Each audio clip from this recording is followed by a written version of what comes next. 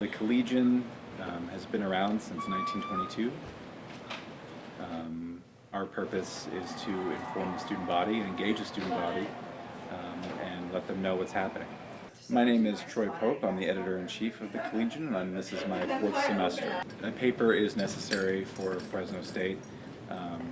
If all anyone's ever getting is the company line, so to speak, and you're just getting press releases, it doesn't really paint the picture of what's happening. That doesn't mean it's negative. Most of what we do is not negative, but whereas you might get a press release into your university email, we go to these events, we interview people at them, so we can kind of tell a story about it rather than just tell you that it happened.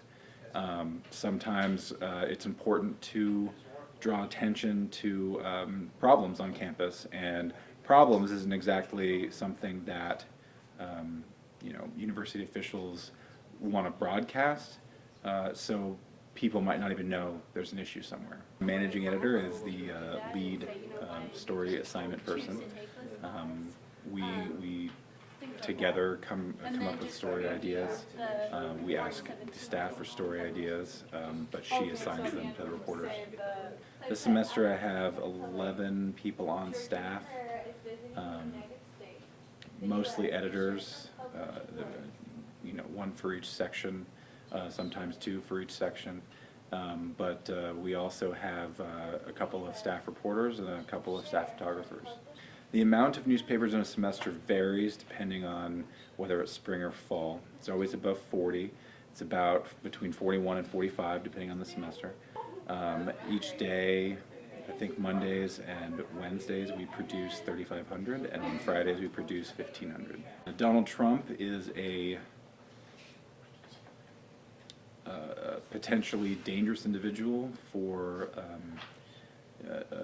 capitalizing on people's fear of the unknown, of Muslim people, of people from Central America. He's been outwardly racist, and he's using that to garner votes, and that's very dangerous. We put it on the front page to engage the student body in a political conversation that never would have happened, because college kids don't care about politics. I mean, maybe political science kids do, and there are people in other departments that might care, but in the masses, nobody cares what's happening, and they really should. Well, the Trump article, we got a very mixed reaction. The first day, the first 36 hours probably, was non-stop hate mail and phone calls and angry people coming into the office and police having to be involved, and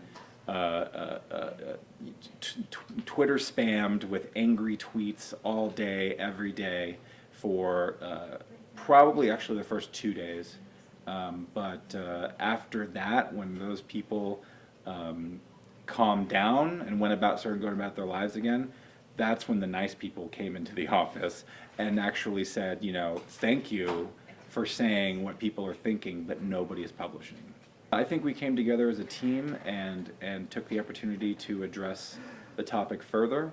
It wasn't actually our intent to run a second newspaper dedicated to Trump, because we didn't realize how large the reaction would be. But once that happened, we realized that we needed to address it. It's the first time I think the newspaper's ever run like 4 or 5 pages of opinion ever, because we don't ever get a reaction like that. We get letters to the editor every week, but we're talking 1 or 2. Within the first 12 hours, I had 15 in my inbox.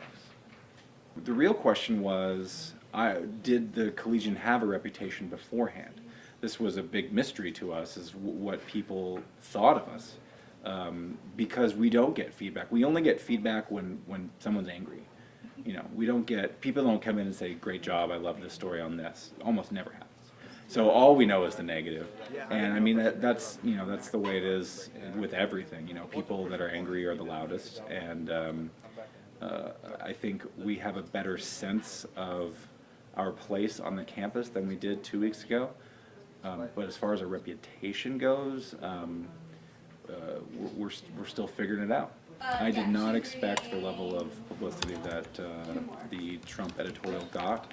I've said this before. I thought it would get people vocal on campus, and just on campus. I had no idea that news vans would be pulling up and doing the news live at 11 o'clock about a story that the Collegian published. I don't think that's ever happened.